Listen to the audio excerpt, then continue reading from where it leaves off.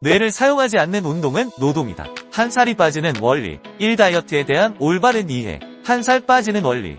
체중 감소 vs 지방 감소. 체중이 빠지는 것이 반드시 살이 빠지는 것은 아니다. 진정한 다이어트는 불필요한 지방이 줄어드는 것이다. 이 굶는 것의 한계. 굶어서 체중이 줄어드는 것은 땀이나 수분이 빠져나가는 것일 뿐 실제로 지방이 줄어드는 것은 아니다. 적게 먹고 굶으면 다시 먹었을 때 체중이 돌아오고 땀으로 빠진 수분도 다시 보충된다. 셋. 근육과 지방의 관계. 살이 빠진다는 것은 근육이 지방의 자리를 밀어내고 지방이 자리 잡지 못하게 하는 것이다. 근육이 지방이 있던 자리를 채워주어 탄력과 부피를 줄이는 것이 중요하다. 4. 정상적인 체형과 건강. 다이어트는 정상적인 체중을 유지하면서 건강한 몸을 만드는 과정이다. 단순히 체중이 정상이라 하더라도 지방이 많은 마른 비만은 성공적인 다이어트가 아니다. 5. 부작용 없는 건강한 다이어트. 체중은 정상인데 근육이 없고 피부가 늘어지며 피부 질환이나 탈모 등의 부작용이 동반되는 것은 성공적인 다이어트가 아니다. 탄력 있고 건강한 몸매를 만드는 것이 진정한 다이어트의 목표이다.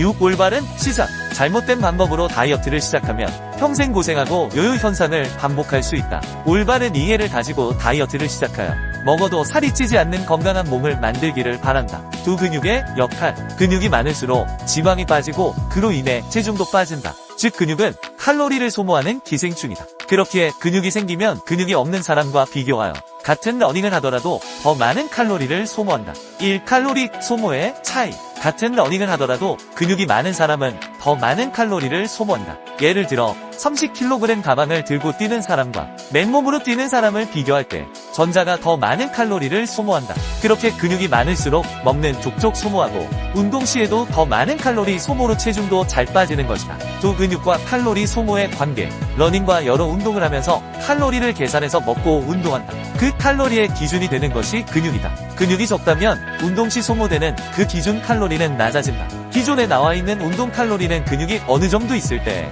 기준이지 근육이 없는 사람이라면 그 기준보다 칼로리는 낮게 소모되고 많으면 그보다 높게 소모된다. 그렇게도 많은 전문가들이 굶거나 러닝만 하지 말고 근육을 만들라고 하는 것이다. 3. 러닝의 한계. 러닝과 근육 운동 중 한 가지를 택해야 한다면 당연히 근력 운동이다. 러닝은 근육을 만들지 못한다. 근육 약해서 다리가 아프면 러닝을 못한다. 근력이 뒷받침이 되어야 걷고 뛰고 움직인다. 가장 기본이 근력이다. 4. 기초의 중요성. 다리가 약해서 러닝을 한다는 것은 말이 안 되는 소리다. 근력이 약해서 다리가 부하를 못 버티는데 러닝을 할수록 다리는 무리가 가고 더 안 좋아지고 부상을 입게 되는 것이다. 하체가 약하다면 우선 다리 근력을 만들고 러닝을 해야 하는 것이다. 그래서 그만큼 기초가 되는 근력 운동을 우선시해야 된다는 것이다. 사람이 움직이기 위한 가장 기본이 되는 것이 근육이기 때문이다. 자신이 고도 비만이나 무릎이 약하다면 하체 근력을 먼저 발달시키고 자전거로 무릎에 무리가 가지 않도록 유산소를 하면서 체력에 맞춰 추후 러닝을 하면 된다. 3. 복부. 1. 복부 운동의 한계. 살을 빼려고 노력한다. 살만 빼보려고 노력한다. 그래서 복부 운동을 한다면 단언하지만 의미가 없다. 원하는 결과는 얻지 못한다. 팔다리가 뚱뚱한데 복근이 있는 사람은 세상에 없다. 즉 복근 운동을 한다고 해서 살이 빠질 수 없다는 것이다. 이 복부의 역할. 복부는 신체의 모든 에너지 창고라고 보면 된다. 복부는 온몸의 지방이 모두 소진되고 가장 마지막에 소진되는 모든 에너지 창고의 역할을 한다. 즉 모든 지방 에너지를 다 써야 복부 지방이 빠지는 순서이다. 복근 운동한다고 살이 빠지는 원리가 아니라는 것이다. 3. 전신 근육 강화의 중요성. 전신의 근육을 붙여서 전체의 기초 대량을 높여 복부에 있는 에너지를 전부 끌어다 쓰게 되면 복부는 저절로 빠지는 것이다. 신체 전반에 걸쳐 근육이 생겨야 복부가 빠진다는 것이다. 팔다리에 근육이 부족하여 지방이 존재한다면 복부는 빠지지 않는다는 것이다. 복부는 가장 마지막에 빠지는 최종 보스이기 때문이다. 네. 근육의 증가가 곧 체중 감량이다. 1. 체중 변화의 오해. 체중이 눈에 띄게 변하지 않을 수 있다. 이는 근육의 무게 때문이다. 지방은 근육보다 1.5배 부피가 크다. 그렇기에 체중은 그대로여도 근육을 많으면 같은 몸무게라고 전체의 1.5 정도의 부피가 줄어드는 것이다. 즉 같은 60kg도 근육이 많으면 50kg대로 보이는 것이다. 두 근육량과 에너지 소모. 근육이 많을수록 소모하는 에너지는 많아진다. 살을 빼는 가장 중요한 요소는 근육량이 좌우하게 되는 것이다. 3. 유산소 운동의 한계. 러닝으로 살이 빼려는 사람이 많다. 하지만 한계는 금방 찾아온다. 예를 들자면 1시간 러닝을 해서 한 달 4kg가 빠졌다면 그 다음부터는 유지 단계다. 즉 그 다음은 2시간은 해야 살이 빠진다는 것이다. 그렇게 2시간을 한다면 다시 유지 단계인 적응 단계가 다시 온다. 그렇다면 그 다음은 3시간을 해야 한다. 하지만 여기서 중요한 건 근손실이 생긴다면 얘기는 달라진다. 유산소는 근육을 만들지 않는다. 유산소가 근육을 만든다면 마라토너 선수의 하체는 보디빌더 같이 두껍고 강해 발달되어야 한다. 하지만 그렇지 않다는 것을 알 것이다. 근육은 근력 운동을 통한 부하의 수축 이완의 조건 작용에 부합되어야 발달하는 것이지, 러닝은 그저 심폐력 심장의 내부 장기 근육을 발달시키는 것이지 골격근을 발달시키지 못한다. 네, 근육 감소에 영향. 그렇게 러닝만으로 근손실이 생기는 건 당연하다. 근육은 관리하지 않으면 매일 조금씩 줄어든다. 그렇게 근육이 줄어들면 소모되는 칼로리가 변한다. 즉 그전 1시간에도 유지되는 몸이 근육이 줄어들어 칼로리 소모도 줄어들어서 이제는 2시간을 해야 유지되는 상황이 온다. 즉 그전과 똑같이 했는데 살이 찌는 상황이 온다는 것이다. 그만큼 근육의 역할은 중요하다는 것이다. 몸의 근육량에 따라 소모되는 칼로리가 그대로 반영되어 나타나는 것이다. 그렇기에 주야장천 러닝을 해도 효과를 얻지 못하는 것이다. 5살이 빠지는 원리는 단순하다. 한 근육의 중요성. 근육이 생기면 지방의 자리를 차지하고 칼로리 소모를 증가시킨다. 기존의 근육이 적어 체중이 빠지지 않던 사람도 근육량이 늘어나면 체중이 줄기 시작한다. 이 운동 강도와 칼로리 소모. 운동을 해도 빠지지 않았던 것은 칼로리를 소모하는 소모량이 미미했기 때문이다. 운동 강도가 약한 이유도 있으며 운동을 한다고 해도 그 소모량이 너무 적기에 빠지지 않는 것이다. 즉 근육이 부족하여 소모해주는 칼로리가 없는 것이다. 그렇기에 운동을 해도 칼로리가 소모되지 않아 체중이 줄지 않는 것이다. 셋.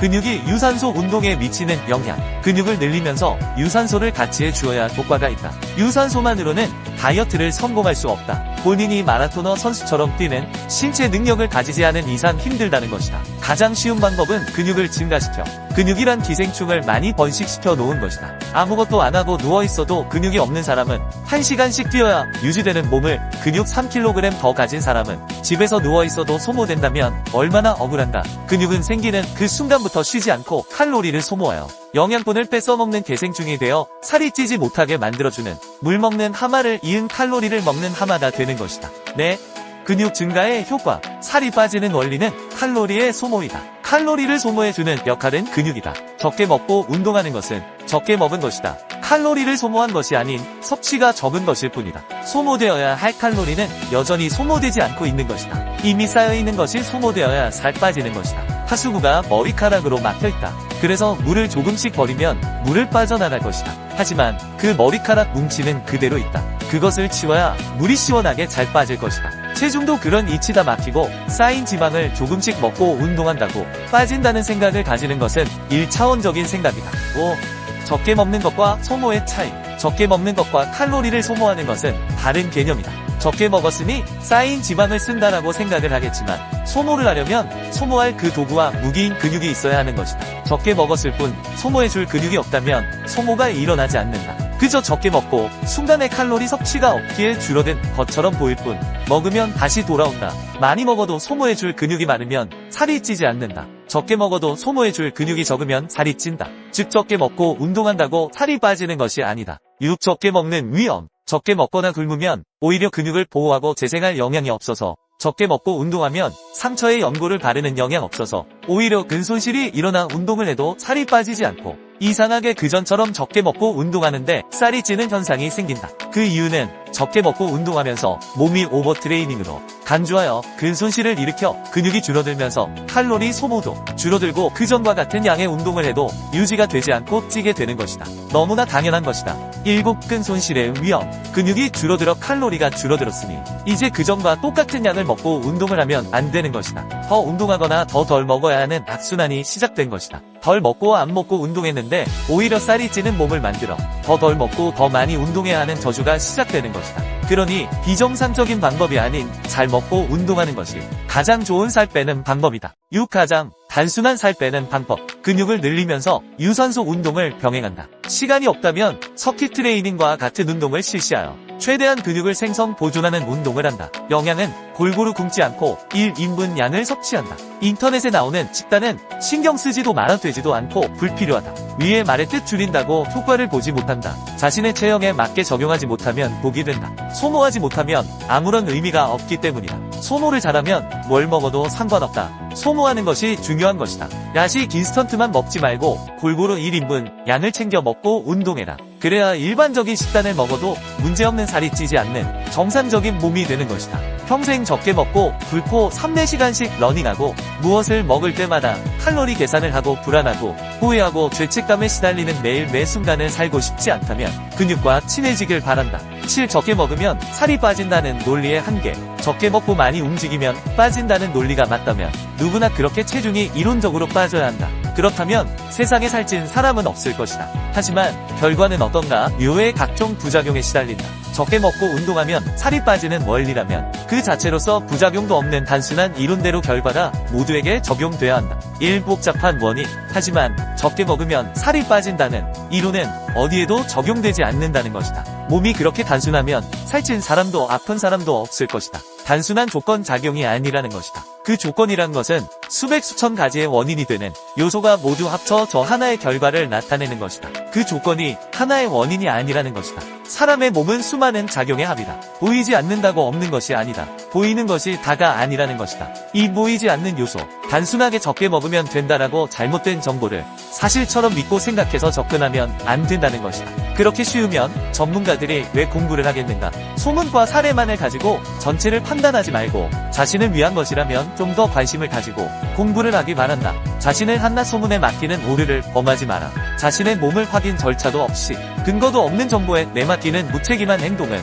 자신을 소홀히 하는 것이다. 8. 지방은 마찰열로 인해서 소모된다. 1. 영양의 중요성. 지방은 마찰열로 인해서 소모된다. 그 마찰이 영양이다. 영양 섭취가 안되면 연료 없는 자동차처럼 지방 분해를 하는 기능이 작동하지 않다. 그러면 마찰이 일어나지 않고 지방도 타지 않고 살도 빠지지 않는 것이다. 자동차가 연료 없이 움직일 수 없다. 몸도 연료 없이 움직일 수 없는 것이다. 지방도 태우지 못하고 몸의 정상적 기능을 오히려 망가뜨린다. 오히려 소중한 근육을 분해하여 없애버리고 그 에너지를 영양으로 사용하여 근손실을 일으킨다. 이 적게 먹으면 지방이 빠진다. 적게 먹고 공복 유산소가 안 먹었으니 쌓인 지방이 소모된다는 것은 유언비어일 뿐이다. 세상에 어떤 것도 에너지가 없이 움직일 수 없다. 적게 먹거나 굶고 운동하면 내일은 한 숟가락만 더 먹어도 몸은 과식으로 인지한다. 그 이유는 적게 먹었던 어제를 일반적인 자신의 영양 상태로서 기준을 정하고 입력 기억되어 몸을 통제하고 재구성하여 프로그래밍하여 구축한다. 그렇다면 이제는 그 이상은 절대 먹지 않고 평생 그 정도 양을 먹으면서 운동하거나 살아야 한다는 것이다. 평생 굶고 적게 먹을 수 있다면 그렇게 하면 된다. 하지만 가능한 일이 아니다. 그런 임시만 편은 몸의 기능을 정상화시키는 것이 아닌 혼란스럽게 하는 몸에게는 독이 되는 반편이 되는 것이다. 9. 살을 빼기 위해 가장 중요한 먼저 해야 알아야 하는 것. 1. 다이어트 방법의 중요성. 살을 빼기 위해 가장 중요한 먼저 해야 알아야 하는 것이 있다. 그건 바로 살 빼는 방법을 제대로 아느냐는 것이다. 근육을 발달시키려면 발달 운동 방법을 알아야 한다. 덧셈을 하려면 공식을 알아야 한다. 공식을 모르는데 답을 구할 수 없다. 살을 뺀다면서 정작 방법은 모른다. 적게 먹고 움직이는 건 다이어트가 아니다. 적게 먹고 움직이는 것이다. 이 다이어트에 대한 이해 부족. 다이어트라는 방법 즉 수학의 공식을 모르면서 어떻게 답을 구할 수 있느냐는 것이다. 전문가의 입장에서는 답답하지 않을 수 없다. 방법도 모르면서 다이어트를 한다고 하고 있다고 말한다. 정작 다이어트가 뭐냐고 물어보면 제대로 대답하는 사람은 아무도 없다. 그런데 다이어트를 하고 있다고 한다. 어처구니가 없다. 전문 운동선수가 아닌 대다수 모든 다이어트하는 사람들이 다이어트에 대해서 제대로 공부하지도 알지도 못한다. 노력도 하지 않는다. 그저 적게 먹고 움직인다. 수학을 그냥 열심히 풀면 답이 나오는가? 공식을 모르는데 천년만년풀이를 한다고 답이 나올 수 없다. 3. 기초지식의 필요성. 인간은 이성과 논리를 가진 만물의 영장이 아닌가? 그런데 왜 생각을 안 하는가? 이성적으로 순서나 이치에 맞는가? 모르는데 한다는 소리가 된다. 모르는데 어떻게 하느냐는 것이다. 그러면서 결과에 대해 불만을 토로하고 포기한다. 제대로 다이어트를 하지도 않고 효과가 없다고 토로한다. 앞뒤가 맞는 말인가? 가장 우선시돼야 할 것은 살을 빼는 방법이다. 방법을 공부하지 않고 실행을 먼저 한다는 건 이상한 말이 아닐 수 없다. 그렇기에 방법을 먼저 공부해라. 미신과 유언비어, 인간요법 등 잘못된 정보에 휘둘리지 않으려면 가장 먼저 올바른 방법을 알아야 한다. 모르면 전문가를 찾아라. 모르면서 한다는 것 자체가 잘못됐다. 잘못된 방식을 고수할수록 시간은 늘어나고 몸은 망가지게 될 뿐이다. 가장 빠른 방법은 제대로 된 방법과 이해이다. 먹고 마시고 놀고 쇼핑하는 건 사치다. 몸을 위해 하는 운동은 투자다. 그런데 사치에 돈을 쓰고 몸에는 돈을 아낀다. 투자란 이익을 위해 해야 한다. 먹고 마셔서 이익이 있는가? 쇼핑이 이익이 있는가? 몸은 평생을 살아야 한다. 그런데 투자가 아닌 소비로 생각한다는 건 이미 몸을 관리할 생각이 없는 것이다. 몸이 있어야 맛있는 것을 먹고 입고 춤추고 놀 수 있는 것이다. 순서와 개념이 잘못된 것이다. 5. 종합적인 이해. 아무런 지식도 없이 단순히 적게 먹고 많이 움직인다고 된다면 누구나 몸짱이 된다. 영양, 휴식, 식습관, 체력, 가동성, 운동의 이해, 생활 패턴, 이 모든 것에 대해 제대로 된 이해를 하고 시작하길 바란다. 그렇지 않다면 시작을 하지 마라. 오히려 몸을 망가뜨리는 원흉이 되기 때문이다. 자신의 현재의 상태를 모두 체크하고 이해가 있어야 성공하는 것이다. 그런 기초가 없다면 당연히 결과는 불보듯 뻔한 실패를 향해 거침없이 뛰어가는 것이다. 10. 휴식. 한 근육의 성장 원리. 운동을 많이 한다고 좋은 것이 아니다. 과거와 운동의 경우 한 부위 운동을 30분 이상 실시했다면 48, 72시간 휴식이 원칙이다. 근육은 휴식하면서 치료 재생하면서 성장한다. 운동을 한다고 성장하는 것이 아니다. 운동으로 생긴 상처 1mm, 1mm가 치유 재생되면서 근비대가 이루어진다. 재생은 쉴 때 이루어진다. 헌데 쉬지 않고 계속 운동한다면 치유할 시간이 없는 상처만 생기는 것이다. 즉 잠을 안 자고 일만 한다는 것이다. 그렇다면 과로사가 오는 것이다. 이 휴식의 필요성. 운동을 열심히 했는데 손상된 근육이 부상 상태로서 회복 재생이 되지 못하고 지속되면 오히려 근손실로 근육이 성장하지 않는 것이다. 그렇기에 휴식하지 않고 열심히 매일 하는 운동은 오히려 몸을 상하게 하는 것이고 살도 빠지지 않는 것이다. 근육이 생겨야 칼로리를 소모하는데 근육이 생기지 못하게 계속 괴롭히기만 하는 것이다. 예를 들어 오늘 가슴 운동을 했다면 48, 72시간 후 가슴 운동을 해야 하는 것이다. 대신 내일 다리나 등 운동은 상관없는 것이다. 만일 전신 운동이라면 격일식으로 운동을 해주면 된다. 그렇게 몸도 회복할 시간을 주어야 근육도 성장하고 살도 빠지는 것이다. 많이 한다고 결과가 더 좋게 나타나는 것이 아니다. 3. 운동. 영양, 수면의 균형. 운동은 영양과 수면, 운동이 모두가 제대로 되어야 하는 것이다. 무엇 하나 오류가 생기면 원하는 결과는 얻을 수 없는 것이다. 무조건 적게 먹고 무조건 많이 하는 것은 노력이 아닌 노동이 되는 것이다. 11. 음식과 체중 관리에 대한 올바른 이해. 1. 음식의 본질. 음식의 양에 집착하지 마라. 음식은 죄가 없다. 많이 먹어도 소모가 잘 되면 찌지 않는다. 적게 먹어도 소모가 안 되면 살이 찐다. 절대적인 섭취의 양이 문제가 아니다. 음식이 문제가 아닌 소모하지 못하는 몸이 문제인 것이다. 몸이 충분한 기능을 한다면 많이 먹는다고 살이 찌지 않는다. 음식은 죄가 없는 것이다. 소비하지 못하고 살이 찌는 몸뚱이가 잘못된 것이다. 이 섭취량과 소모량의 균형. 물론 많이 먹으면 살은 찌는 것은 당연하다. 소모량보다 섭취량이 많으면 당연한 것이다. 무조건 음식의 양으로 살이 찌고 빠진다는 결정론으로 판단하지 말라는 것이다. 세상에 모든 음식 중 살이 안 찌는 음식이 있는가? 어떤 음식도 많이 먹으면 살이 찐다. 코끼리도 초식 동물이지만 덩치가 크다. 섭취량도 어마어마하다. 그렇다고 모든 사람이 같은 양을 먹는다고 같은 결과의 체험을 갖는 것은 아니다. 3. 세상에 살찌는 음식은 없다. 세상에 살 빠지는 음식이란 없다. 세상에 살찌는 음식이란 없다. 살찌는 몸이 있을 뿐이다. 단지 섭취량보다 소모량이 적기 때문이다. 음식으로 살을 빼는 것이 아닌 몸이 소모해 주어야 빠지는 것이다. 잔머리 굴리지 말고 정상적인 방법으로 다이어트를 해라. 호흡. 수축할 때 뱉고 이완할 때 마시는 이유는 호흡을 뱉을 때 근육이 수축하고 호흡을 마실 때 근육이 늘어나기 때문이다. 근육은 호흡을 내뱉을 때 함께 수축한다. 반대로 호흡을 마시는 경우 근육은 늘어나기 때문에 호흡을 마시는 것은 근육을 이완하는 데 효과적으로 작용한다. 처음에는 무게 없이 근육의 움직임을 느끼도록 맨몸으로 연습하는 것이 좋다. 무게 없이 맨몸으로도 충분히 자극이 전달된다. 근육은 무게로 움직이는 것이 아니다. 근육은 움직임 자체로 사용되는 것이다. 집중. 근육의 느낌을 잡는 것을 어려워하지 말아라. 근육의 모양인 결과운동 진행 방향을 상상하고 집중하면 된다. 선수처럼 느끼려 하지 마라. 느껴지지 않는다. 당신은 프로 선수가 아니다. 꼭 느낌을 컨트롤해야 하는 것이 아니다. 결국 뇌가 하는 것이니 상상과 집중만 제대로 하면 된다. 자극에 연연하지 마라. 저절로 되기도 하고 안 돼도 상관없다. 중요한 것은 생각과 집중이다. 그러니 이미지 트레이닝을 하는 것이다. 그러면 몸은 뇌의 명령에 따라 움직임으로 집중하고 상상만 하면 된다. 이것은 선수들의 경우에도 마찬가지이다. 경력과 상관없이 집중과 상상으로 근육의 성장은 달라진다. 그만큼 중요한 것은 집중과 상상이다. 뇌피셜. 여기서의 내 설명은 예를 들기 위해 비유적 표현을 쓴 것이지 절대적인 수치가 아니다. 오해의 소지가 존재하며 내 주관적인 생각과 더불어 해부학적인 내용에 비춰 설명한 단순한 지표라고 말한다고 해도 틀린 말이 아닐 것이다. 또한 사람의 몸에 대한 어떠한 정보도 의학과 과학이 공개한 내용들은 추측일 뿐 정답이 아니다. 누군가 정답처럼 이야기한다면 그것은 거짓말이다. 그가 창조주인 신이 아니라면 말이다. 우리가 현재 알고 있는 정보는 데이터와 통계, 일부의 실험으로만 결정된 것들이다. 전 인구의 통계도 아니며 그저 추측론일 뿐이며 또한 다수의 의견이 답은 아니다. 그저 일정 조건에 맞춰진 통계를 따른 동의일 뿐이다. 그러니 정보는 정보로서 활용하고 자신의 경험적 데이터와 더불어 잘 선택하고 판단해야 할 것이다. 당신의 심장이 왜 뛰는지 아는가? 모른다. 그냥 뛴다. 의학적으로 추측할 뿐 숨을 쉬는 것도 심장이 멈추지 않는 이유도 우린 아직 모른다. 그러니 어떤 것도 믿거나 맹신하지 말고 참고만 할 뿐 자신의 몸은 자신의 경험을 통해 자신에게 맞는 운동 방법을 찾아 나가길 바란다. 5. 마무리. 근육 운동을 할 때 생각을 하고 안 하고의 차이는 음식을 씹느냐 삼키느냐와 같다. 음식을 삼키면 맛을 모르고 씹으면 맛을 느낄 수 있다는 것이다. 삼킨 음식의 맛을 뇌가 인지하지 못하고 느끼지 못하듯 생각 없이 운동을 한다면 근육이 제대로 사용되지 못하고 삼킨 음식처럼 맛을 인지하지 못한 근육은 움직임을 인지하지 못하는 결과로 성장은 늦어진다.